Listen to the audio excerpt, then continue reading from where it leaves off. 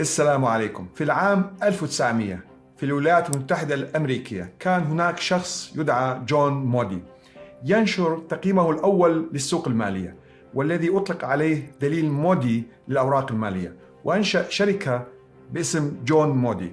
وقدم هذا المنشور إحصائيات مفصلة تتعلق بأسهم وسندات المؤسسات المالية والوكالات الحكومية والتصنيع والتعدين والمرافق وشركات الأغذية، وحقق نجاحا مبكرا حيث بيعت أول نسخة مطبوعة في أول شهرين لها. اضطر مودي لبيع شركته عام 1907 بسبب نقص رأس المال، لكنه عاد في عام 1909 بأفكار جديدة واسم جديد لشركته. إنها شركة موديز كوربوريشن، حيث يعتبر جون مودي مخترع التصنيفات الائتمانية الحديثة. وبسبب متابعة الأفراد والشركات والدول لتصنيف موديز أصبح لها تأثير كبير في عالم الاقتصاد، وأدت لتشكيل شركات أخرى مختصة بالتصنيف الائتماني للدول. فما هو التصنيف الائتماني للدول؟ ما هي أشكاله وأهدافه؟ وهل لهذا التصنيف جوانب مظلمة؟ في الدقائق القادمة هذا ما سنتعرف عليه، وأيضا تأثيره على حياتنا.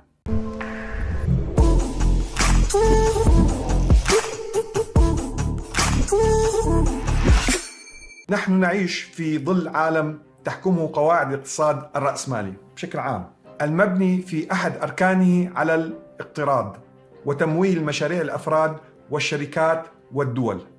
وبالتالي نجد أن الديون كآلية لها أهمية كبرى، فهي التي تمول مشروعات الشركات والدول، وعليها تبنى الكثير من القرارات والاستراتيجيات الاقتصادية.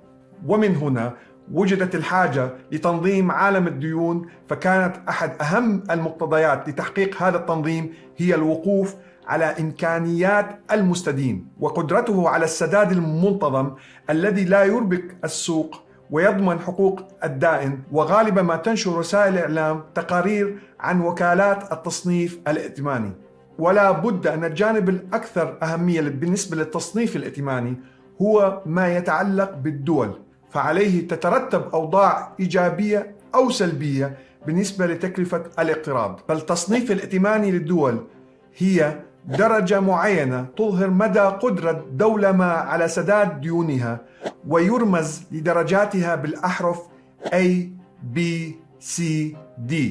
وسأوضح لكم أمر هام، هو أن الكثير من الناس يخطئ في تقدير عدد شركات التصنيف بسبب حيازة 3 شركات كبرى على نسبة ضخمة من سوق التصنيف الائتماني. لكن الحقيقة هي أنه يوجد قرابة 150 وكالة تصنيف ائتماني تعمل في أكثر من 32 دولة، ولكن هناك 3 وكالات بالتحديد يطلق عليها اسم الشركات الثلاث الكبرى، وهي شركات أمريكية المنشأ اعتمدتها هيئة الأوراق المالية الأمريكية في عام 1975 كشركات ذات مصداقية تسيطر على تصنيف أكثر من 80% من إصدارات الدين حول العالم. هذه الشركات هي موديز كوربوريشن، مؤسسة موديز التي تحدثنا عنها سابقا، والتي تسيطر على ما يقارب 40% من سوق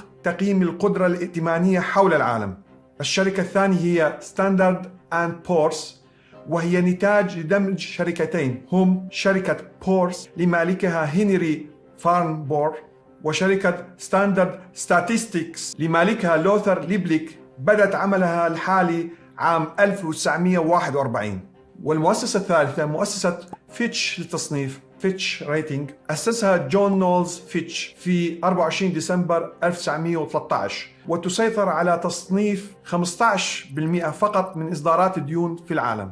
للتصنيف الائتماني درجات يتم اعتمادها، يعني الدولة اللي تأخذ تصنيف AAA 3 مرات A لها كفاءة عالية وقدرة قوية على السداد، وهي أعلى درجة للتصنيف الائتماني. يندرج تحتها AA مرتين، مستوى جودة عالي ومخاطرة قليلة جدا. أما بالنسبة لأي وحدة معناها قدرة عالية على السداد مع مخاطرة قليلة. النوع الثاني بالنسبة للدولة اللي تأخذ تصنيف BBB 3 مرات B، يعني لديها قدرة كافية على الدفع أما بالنسبة للتصنيف BB يعني احتمالية لسداد الدين مع مخاطرة. أما بالنسبة لبي وحدة يعني احتمالية لعدم السداد ومخاطرة عالية. الآن نروح على التصنيف الثالث اللي هو CCC 3 مرات C بمعنى احتمالية كبيرة لعدم السداد. تتضمن CC مرتين أعلى درجات المخاطرة وعدم الالتزام. أما بالنسبة لسي وحدة فهي قمة المخاطرة. بالنسبة للفئة الرابعة والتصنيف الأخير اللي هو دي وحدة هناك تعثر في السداد ويكون هناك مخاطر للإفلاس مثل لبنان. وأيضا تستخدم شركات التصنيف إضافة إلى الأحرف إشارة بلس أو ماينس زائد أو ناقص، وهي دلالة للنظرة المستقبلية للاستقرار. بلس تعني تصنيف مستقر أو متفائل زائد، أما الناقص ماينس تعني تصنيف غير مستقر وسلبي بالنسبة للمستقبل. طبعا رح نذكر لهذا العام 2022 دول ذات التصنيف الأعلى مثلا A 3 مرات A سويسرا وكندا، التصنيف B إيطاليا، التصنيف C السلفادور وعربيا تونس. الآن نروح على أهمية الحصول على تصنيف ائتماني عالي بالنسبة للدول. النقطة الأولى خفض مستوى الفائدة التي يتوجب دفعها بالنسبة للدول لما تقترض. النقطة الثانية زيادة عدد الدول والمستثمرين الذين يرغبون بتقديم الديون. كل ما ارتفع التصنيف زاد عدد الدول اللي راح تقدم الديون بفائدة منخفضة، وكل ما انخفض التصنيف الائتماني قل عدد الدول اللي حتقدم القروض، ولكن إذا قدمت قروض راح يكون فائدة عالية جدا. النقطة الثالثة القدرة على طلب الاقتراض في الحالات الطارئة بسرعة. خلينا نبسط الأمور. كلما ارتفع التصنيف الائتماني انخفض مستوى الفائدة على القروض، وكلما انخفض التصنيف الائتماني زاد سعر الفائدة، وبالتالي نكتشف أن هناك مخاطر لانخفاض هذا التصنيف الائتماني ينعكس سلبا على تقييم المؤسسات المالية وسوق الأوراق المالية والبنوك والمواطنين أيضا. يعني أنت كمواطن أيضا حيأثر على حياتك بشكل غير مباشر. كمثال على تأثير هذا على المواطنين بالنسبة لكم، أولا صعوبة الحصول على القروض إذا انخفض التصنيف الائتماني للدولة. النقطة الثانية ارتفاع نسبة الفوائد على الديون بسبب عدم القدرة على السداد.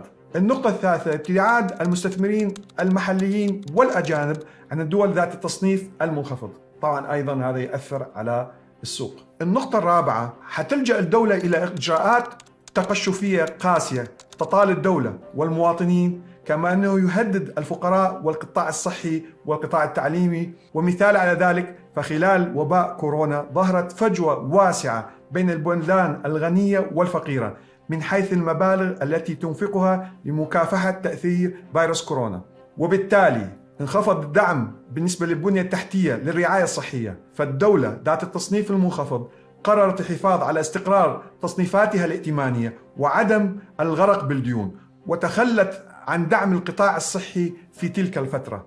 بس يجينا سؤال، هل هناك حيادية لدى مؤسسات التصنيف الائتماني؟ من المهم جدا معرفة مدى ثقة ومصداقية هذه التصنيفات، حيث أثبتت بعض التصنيفات في بعض الأوقات أحيانا أنها كانت مسيسة وفق إرادة القوى الكبرى. مثلا في عام 2010 بعهد الرئيس الأمريكي باراك أوباما خفض تقرير مؤسسة ستاندردز أند بورس التصنيف الائتماني للولايات المتحدة الأمريكية، وهو ما أغضب أمريكا، وطالبت أمريكا الوكالة بسحب تقريرها خلال 24 ساعة. وفعلا تمت إعادة التصنيف الائتماني لأمريكا عند أعلى درجاته كما كان A. على عكس من ذلك في عام 2018 بالنسبة لتركيا تم تخفيض تصنيفها الائتماني على الرغم من أدائها الاقتصادي الجيد، وذلك بسبب خلاف سياسي مع إدارة الرئيس دونالد ترامب. تكرر هذا الوضع مع نحو 9 دول أوروبية عند تفاقم الأزمة المالية لأوروبا بعد عام 2010، وهو ما دعا بعض الدول الأوروبية وعلى رأسها ألمانيا للتفكير في تأسيس وكالة تصنيف خاصة بأوروبا. هو ما حدث هذا العام مع بدء الحرب الروسية الأوكرانية، حيث قام الاتحاد الأوروبي والولايات المتحدة الأمريكية بحظر تعامل شركات التصنيف الكبرى مع روسيا وعدم إصدار تصنيفات لها. وقالت المفوضية في بيان أن هذه العقوبات ستساهم بشكل أكبر في زيادة الضغط الاقتصادي على روسيا. وهدد الاتحاد الأوروبي شركات التصنيف الكبرى بفقدان رخصها للعمل في الاتحاد الأوروبي إذا خرقت الحظر. في الخاتمة، نزول التصنيف الائتماني لدولة ما لا يعني نهاية العالم، ولكن يجب معرفة سبب نزول أو انخفاض التصنيف الائتماني لهذه الدولة إلى مستوى C أو D. أحد أهم هذه الأسباب هي الفساد الحكومي والفساد الإداري لهذه الدول، ونضيف على ذلك وجود حكومات ليس لديها خطط وقدرة على التنمية والإبداع الاقتصادي، حيث يمكن القول وجود حكومة رشيدة ذات خطط اقتصادية حقيقية بعيداً عن الفساد وذات شفافية ولديها نظام اقتصادي حديث متطور كافي لتطوير مستوى الدولة الائتماني بشكل معقول. ولكن التغيير نحو الأفضل لا يأتي دائما من خلال الحكومات. هنا يأتي دور الشعوب بالإحساس بالمسؤولية والعمل على الوقوف بوجه الفاسدين أو الفاشلين. وبالتالي من خلال هذه المعلومات التي قدمناها أتمنى أنها ساعدتكم على فهم التصنيف الائتماني للدول، حيث أن وجود شعوب واعية وذات ثقافة عالية يساعد على إنشاء حكومات رشيدة وجيدة ومبدعة، وبالتالي تحسين الوضع الاقتصادي لأي دولة. نتمنى أن تكونوا استفدتم من هذه المعلومات، وأيضا إذا كانت لديكم تعليقات أو اقتراحات عن هذا الموضوع نسمعها في تعليقاتكم وسنجاوب عليها إن شاء الله. السلام عليكم.